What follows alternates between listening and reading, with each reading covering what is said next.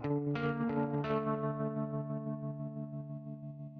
Sangamon River snakes its way through this part of Illinois, carving a path through the heart of some of the oldest woodlands in the Midwest. It's beautiful, isn't it? Serene, ordinary, and yet it's the last place you'd expect a legend to take root. Bigfoot, Sasquatch, call it what you will, the idea of a towering, hairy, elusive creature lurking in the shadows of these woods seems almost laughable. After all, this isn't the vast wilderness of the Pacific Northwest or the remote mountains of Appalachia. This is Illinois, cornfields, suburbs, and flatlands. And yet, for decades, people have reported something out of place here. Tracks, strange sounds, shadowy figures glimpsed between the trees. The reports might be sporadic, but they've been steady enough to keep the legend alive. Some of these stories come from credible witnesses, hunters, hikers, even the occasional local who swears they're not just seeing things. Are they mistaken, misidentifying a known creature, or could it be something more? For as long as I can remember, I've been fascinated by mysteries like this. Bigfoot isn't just a creature, it's a cultural phenomenon, a mirror reflecting our relationship with the unknown. Do I believe? That's not an easy question to answer. What I do believe is that stories like these deserve to be explored. Whether they reveal truth or tell us something deeper about human nature, they're worth following, even if the path is as winding and uncertain as the Sangamon River itself. Let's see where the trail leads.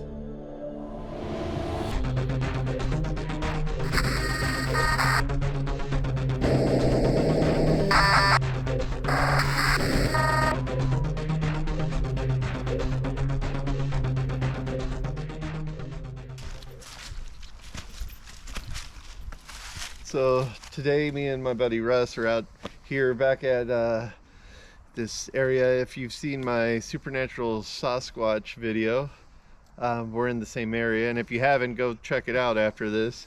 But it's kind of a follow-up, and as I mentioned before, this area has been researched by Stan Courtney, who does a lot of audio work. Stan used to be in the BFRO, and he's kind of gone his own separate way now, but he's been researching this for a while, like a long-term audio research project, and he claims to be capturing video of Bigfoot activity. So again, I don't necessarily know or believe there could be Bigfoot in this area, but the idea is, if it's a nocturnal animal, like a lot of researchers think it is, that means it's leaving evidence that you can see in the daytime, right? So that's why I'm out here in the daytime, not researching at night. We're just looking to see if there's any type of evidence, and we're going to do a little bit of a follow-up of where Russ saw some anomalous activity on our last video. So we're going to that area now.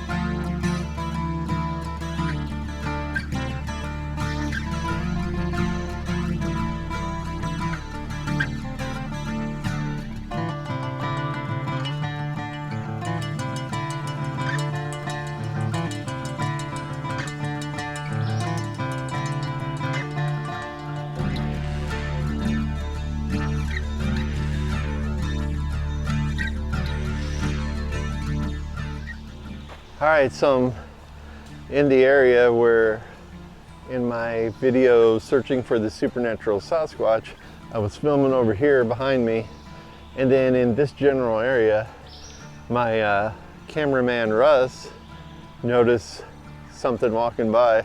I tried to zoom in because I was so far away. I didn't.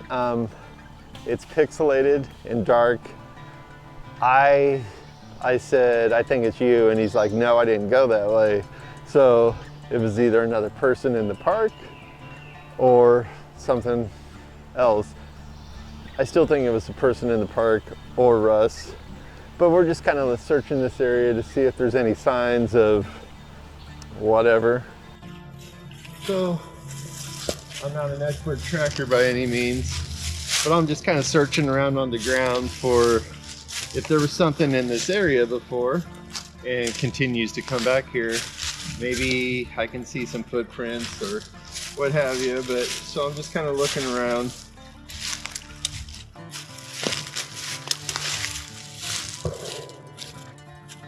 There's some deer prints around here, so there is some game. I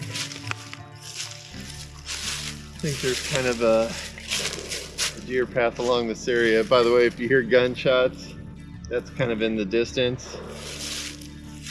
I'm staying away from that area. That's on the other side of the river. But again, we're in the daytime looking for evidence that was left earlier.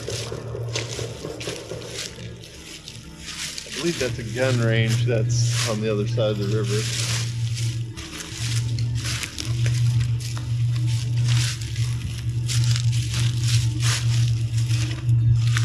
Back over there is that tree structure, I believe, that I was kind of looking at when we saw something in the background. Actually, Russ is the one that saw something in the background. And he's like, "What's that?" And I'm like, "It looks like you." And he's like, "I don't think so." So, who knows?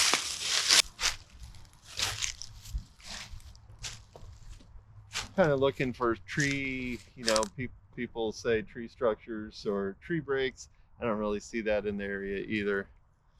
I'll keep looking, but whatever it was, I don't think it's left much of a trace. I've been looking for a while now. I haven't really come across anything other than, deer prints, but I'll keep looking.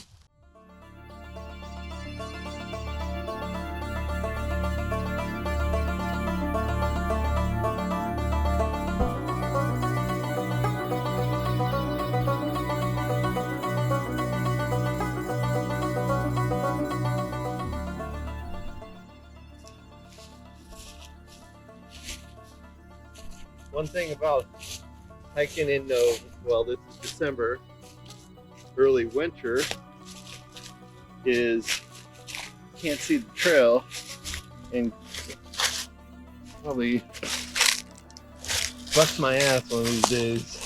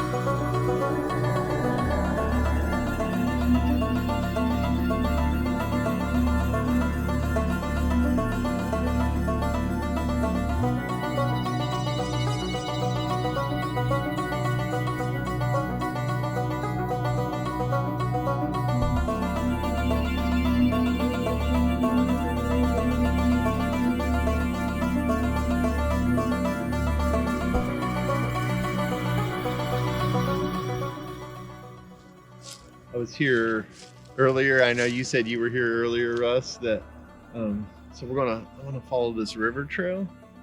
I kind of remember it from when I used to come out here a long time ago, but I forgot how cool of an area it is. Lots of cool old trees, birch trees.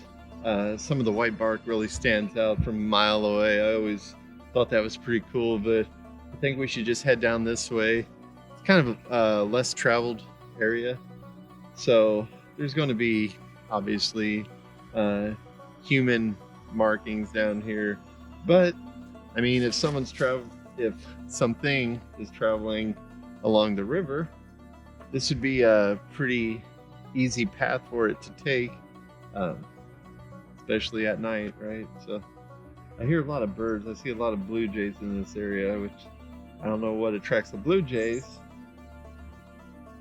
But anyway, let's go.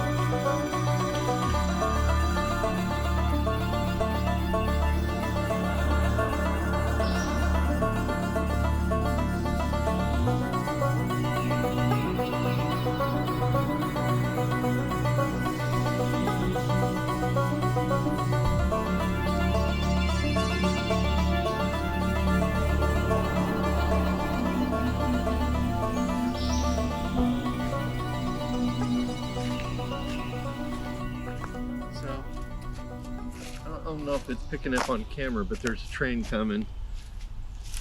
A lot of researchers say that they can follow tracks. So because tracks are, cuts through woodlands, they're going to use the least path of resistance to get through if they're in a hurry for whatever reason. So we're kind of heading in the direction of tracks and kind of do a little reconnaissance along that area too.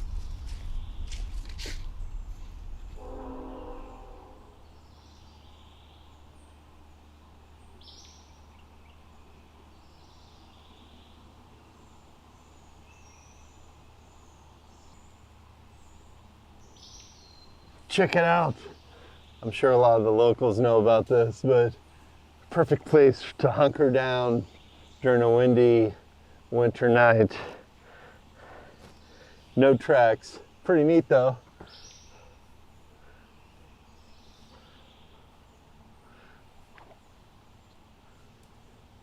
Okay. You see this? This is not a Bigfoot structure. This is called a natural tree intertwined. This is what nature does. This is where people are like, oh no, there's gotta be Bigfoot. It's not. This is just a tree that fell. Trees have splits in them. Trees are gonna fall and get entangled. Bigfoot denied. Kind of like to look back. So another thing they say is they follow you, right? So just kind of scanning. I know some people will complain about the noise we're making, but I think generally speaking, a lot of people have sightings when they're not actually doing research. They're just camping or walking in the woods, hiking, doing whatever. So that's what Russ and I are trying to do. Just trying to keep it natural. We're just walking down around. I don't really expect to have a daylight sighting, but if you do any research, there's a lot of daylight sightings. So there's the question is, are they really nocturnal or not? Most sightings are roadside crossings, and a lot of those are daytime.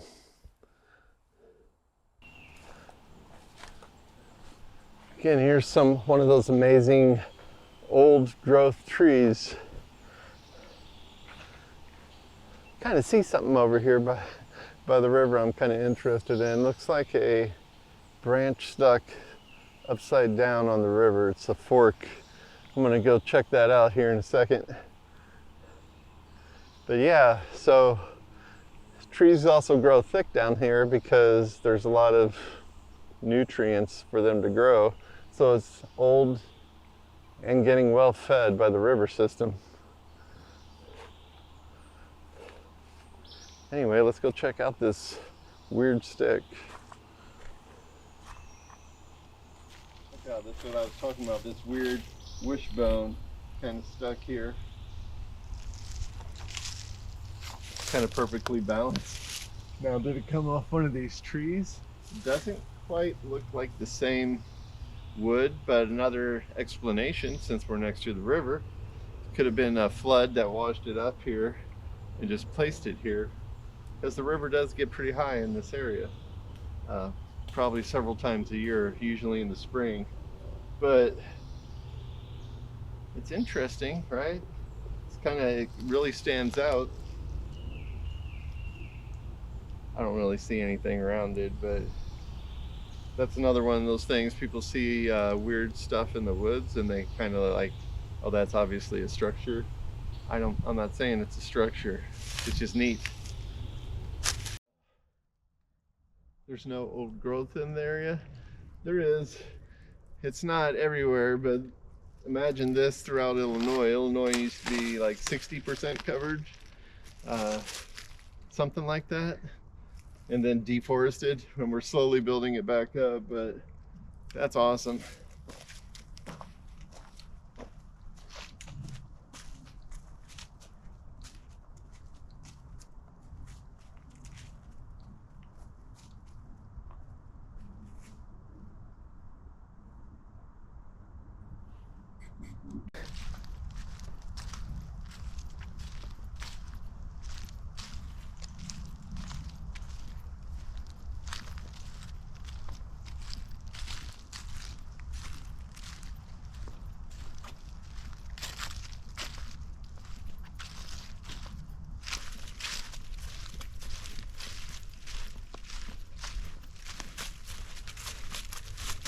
I was just kind of looking at the ground. I mean, if, like I said, if they're traveling through the area, maybe they're using the trails at night. Who knows? But I don't really see any footprints at the moment. I see some occasional canine. There are a lot of coyotes in the area. Thankfully, this is the middle of winter. Winter just started, but normally there's a lot of nettles in this area, which I hate nettles. If you've ever ran through nettles, you know what I'm talking about. I'm just kind of searching for signs. Again, I don't really see structures per se in the area, but maybe there's some footprint evidence. And I got to be careful of that because, again, there is a human element in the area. But, I mean, if you see a track that's 15 inches, that's going to be a little bit more intriguing.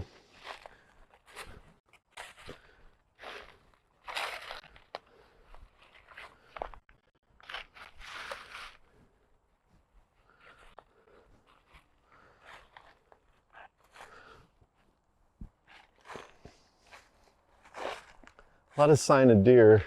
The river is like right over this edge here.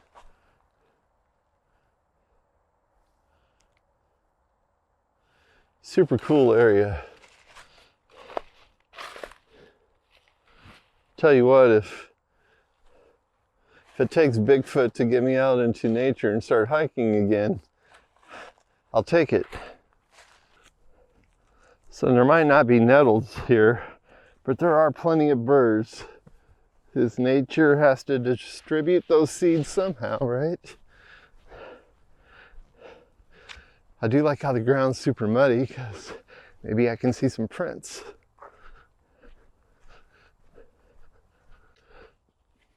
Look at this area. Look how dense it is. I mean, there's Russ. Did you see him? And Russ isn't trying to camouflage. Kind of scanning the area.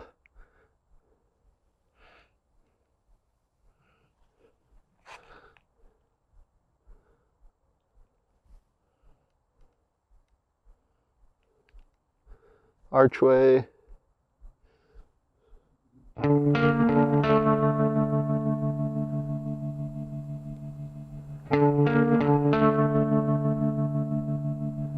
Where are you, Sasquatch?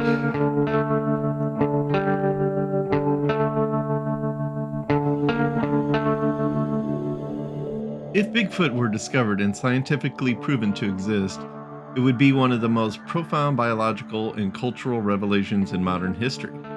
The discovery would revolutionize fields such as zoology, anthropology, and ecology, providing tangible evidence of a previously unknown primate species coexisting with humanity.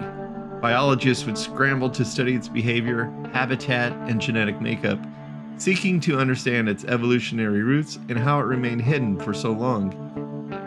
Anthropologists might explore its potential connections to ancient human relatives or indigenous folk, which often described creatures resembling Bigfoot. The environmental implications would also be significant. Governments and conservationists would likely enact strict protections to preserve the species and its habitat, potentially leading to tensions with industries like logging and land development. Bigfoot's discovery could even bolster global efforts to protect other endangered species by reigniting public interest in biodiversity and conservation. Culturally, the revelation would be seismic. Long-standing debates between skeptics and believers would finally be settled, prompting widespread fascination and media frenzy. It might even force us to re-examine humanity's relationship with nature and reconsider what other mysteries the world may still hold. For cryptozoologists and enthusiasts, the vindication would be unparalleled, transforming Bigfoot from myth to reality and ensuring its place as one of the most celebrated scientific discoveries of all time.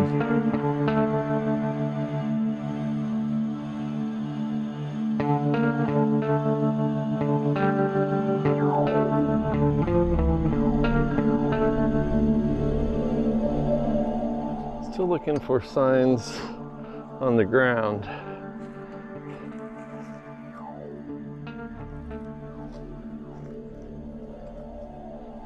See some canine.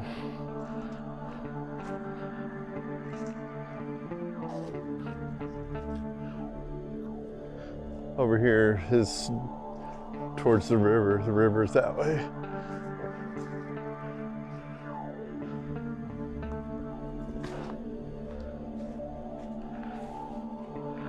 This is actually a nature preserve, the area that we're walking in.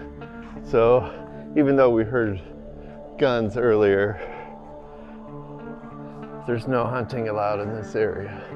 On the edge of the park there is, but that's further away.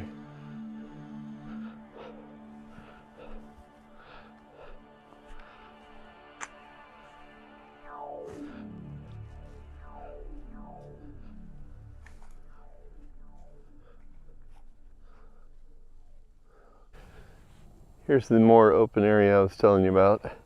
And then here's a nice little game trail going right through the thickets here.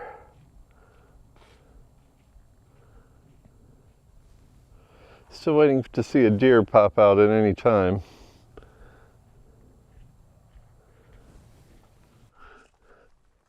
Now you might not be able to tell, but the railroad tracks are just ahead of us. But that's what I mean by tracks cut right through foresty areas.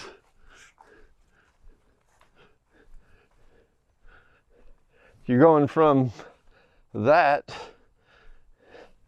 to basically a highway through the woods.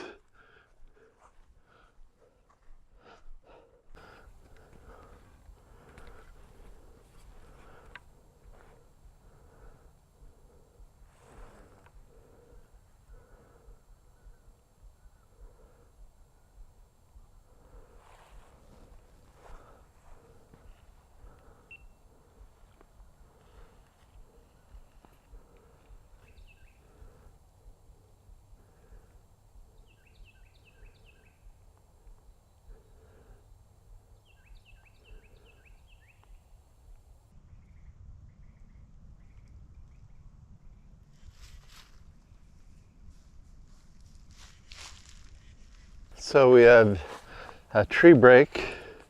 Doesn't look twisted. Looks like it's possibly been here a while, not sure, but it goes right across the trail. This type of thing where people are like, well, that's a sign, so we're going to follow this trail which goes alongside the railroad tracks. Where you have paths, you're going to have branches on the paths, but here's another tree fall directly across the path. I mean, I guess one explanation is the path has no resistance in it. So if a tree falls, a couple cardinals up here, if a tree falls, it's gonna eventually land in a place that's open. Nice little arch here.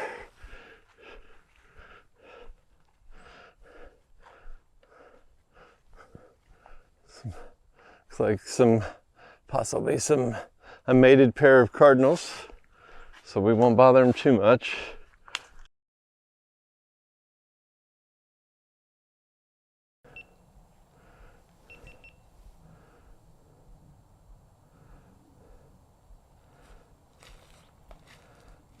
Super thick along this trail, super thick, but I think there's a field just on the other side of it, but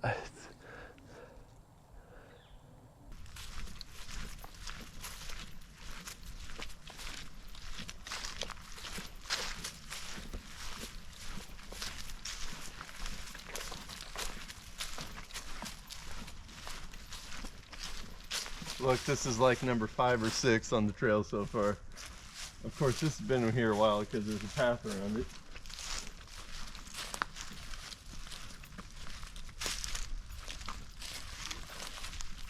Here's number 7, right across the trail.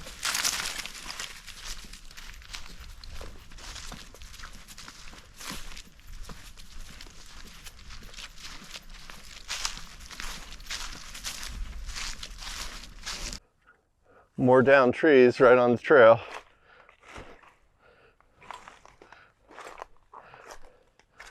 And these are old. They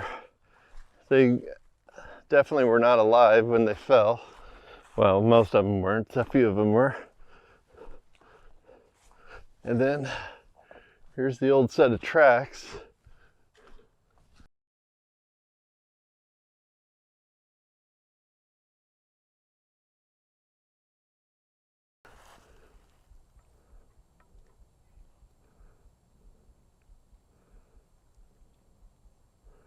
Watering hole, so this be a perfect spot for all the animals to gather.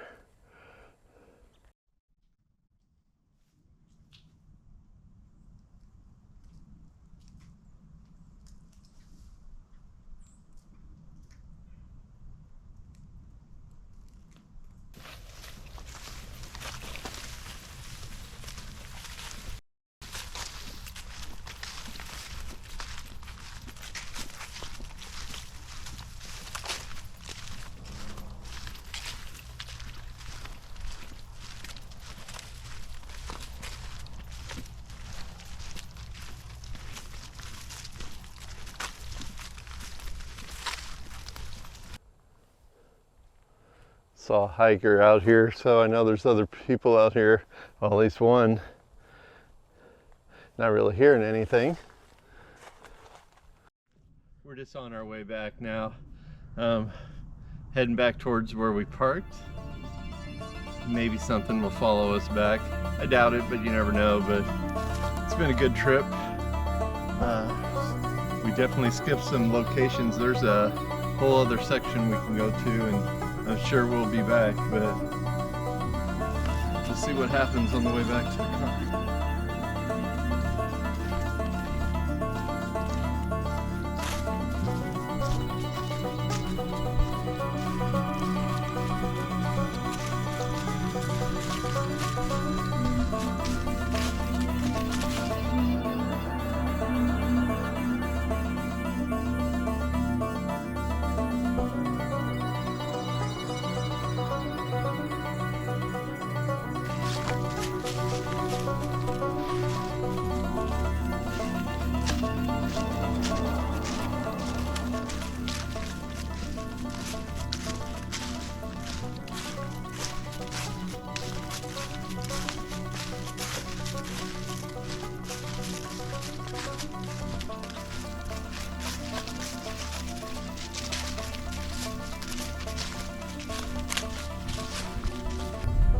Yeah, so we're done. We didn't find any what I would consider conclusive evidence, but I will say that we found a lot of cool places to hike, and I'm sure we'll be back for some more research. I think, as I probably mentioned before, it's more of a long-term thing as far as research goes. You really want to find something, and Russ and I like to hike, so I'm sure we'll do it a few more times in the upcoming year. So, to be continued.